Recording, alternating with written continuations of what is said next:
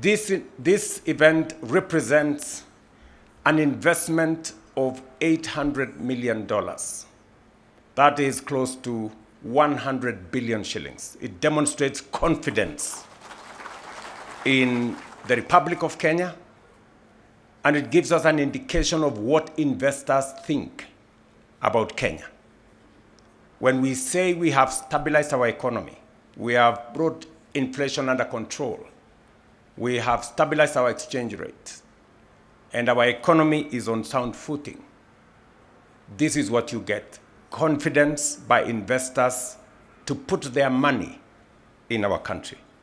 Beyond its environmental and social impact, this project is also a sound commercial investment. With a total investment value of US dollars 800 million, it is projected to generate more than 13 million US dollars, that is 1.7 billion Kenya shillings, in annual profits to KenGen, while opening new frontiers for carbon credit generation and trading under international climate mechanisms. Around the world, markets are rewarding sustainability. Green fertilizer will give Kenyan exports a competitive edge, open new markets for our agribusinesses, and strengthen our position in global value chains.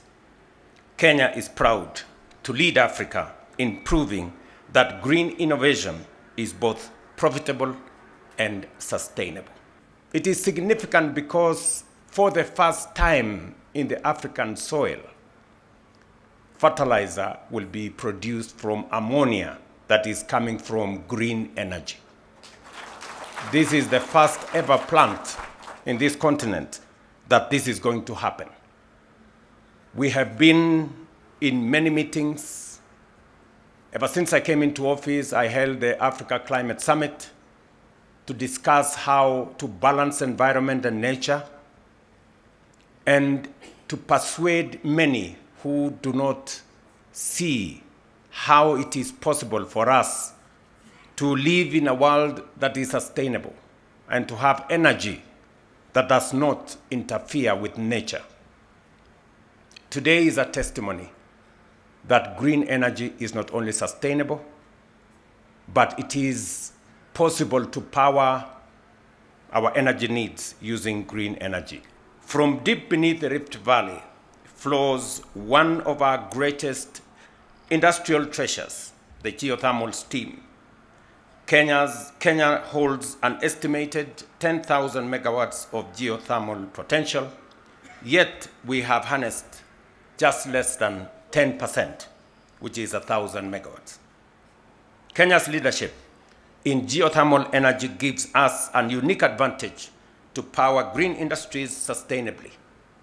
This project will tap 165 megawatts of geothermal power to synthesize green ammonia and convert it into fertilizer, the first project of its kind in Africa.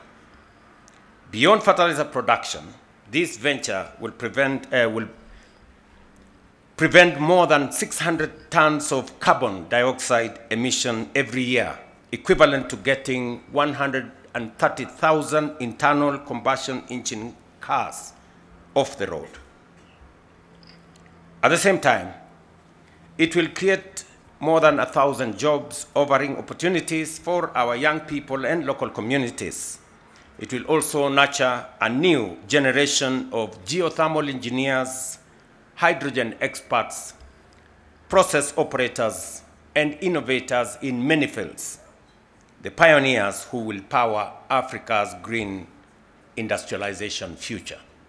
As you all appreciate, investments in energy are among the most capital-intensive ventures any nation can undertake. Expanding generation, transmission, and distribution requires massive upfront resources, yet it remains the foundation of every thriving economy. Without affordable and reliable power, there cannot be true industrialization, no thriving enterprise, and no inclusive prosperity. That is why we must pursue innovative and sustainable pathways to expand our national energy capacity. Kenya cannot realize her industrial and development aspirations on the current installed capacity of 2,300 megawatts. To power our ambition in manufacturing, mining, agriculture, infrastructure, and digital innovation, we must think bigger, move faster, and invest smarter. As government, we have therefore set out an ambitious target to increase our national energy capacity to at least 10,000 megawatts in the next decade. Achieving this goal will demand bold partnerships, creative financing, and strategic foresight. It is the reason why we are not only giving priority to public-private partnerships, such as the one we launched here today, but also establishing a national infrastructure fund to mobilize long-term blended capital for transformative projects, not only in energy, but also in transport, in our airports, in roads, in our dams, and other critical enablers of growth. As we expand our energy base, we are also transforming how we manage water and food security. We must be a nation that dreams boldly and executes decisively. Our target is to build 50 new mega dams across the country, bringing at least 2.5 million acres of land under irrigation to secure our food supply, boost agricultural productivity, and expand our agricultural exports. We cannot claim to be a food-secure nation while still depending on rain-fed agriculture. Expanded irrigation will enable us to cut our current food import bill, now standing at Kenya shillings 500 billion shillings annually, and redirect those resources to finance our national transformation agenda. As we expand our generation from geothermal, I'm very happy that there's a lot of expertise that has been built at Kengen on dam construction. As we do the 50 megawatt mega dams, we should be able to generate an extra 2,000 megawatts of energy and also store enough water to irrigate 2.5 million acres of land. Because at the moment, the land under production in rain-fed agriculture is almost depleted, and therefore the only potential that exists for us to generate and produce more food and stop importing food to Kenya is to go irrigation. Irrigation therefore requires us to store water and to also make sure that we generate energy using that water as we use it for irrigation. This event is significant because it speaks to the heart of our nation, and that is farming. And I speak so passionately as a farmer myself that we will now have fertilizer that is not imported. For record, we spend close to 80 billion shillings every year to import fertilizer to Kenya. This plant will now generate fertilizer from our own geothermal resources, using local products, using local raw materials, local energy, local human capital, and 480 metric tons is close to 9.2 million 50 kilogram bags of fertilizer. That means that not only will farmers have a reliable supply of fertilizer that is not predicated on events elsewhere in the world, whether we have war in Europe or elsewhere, we will not have trouble with logistics, but much more importantly, it's going to save us on our foreign exchange. We will not be using our foreign exchange to import fertilizer. We will be producing fertilizer from our own resources.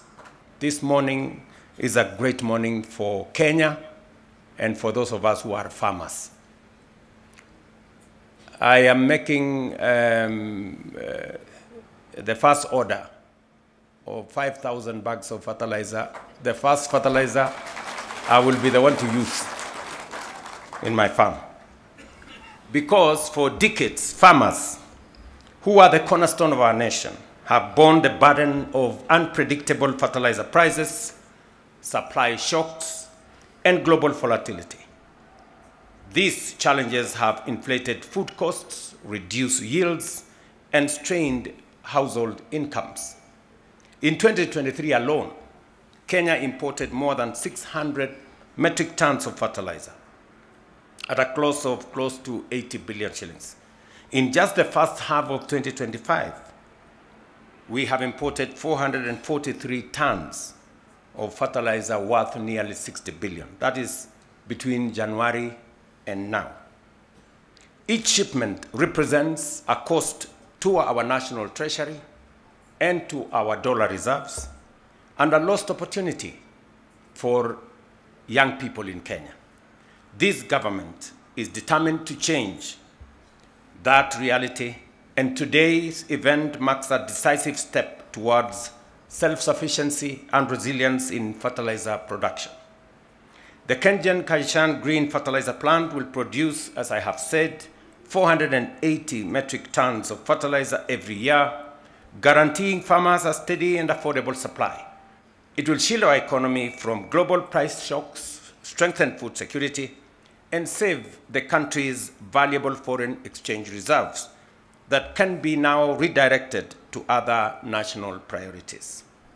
And therefore, I am looking forward to working with the leaders in this space, members of parliament, both at the National Assembly and the Senate, as we push the new initiative that will give us an infrastructure fund that is going to work with the private sector. We all realize that unless we leverage the private sector, we will not have enough resources to drive our transformation.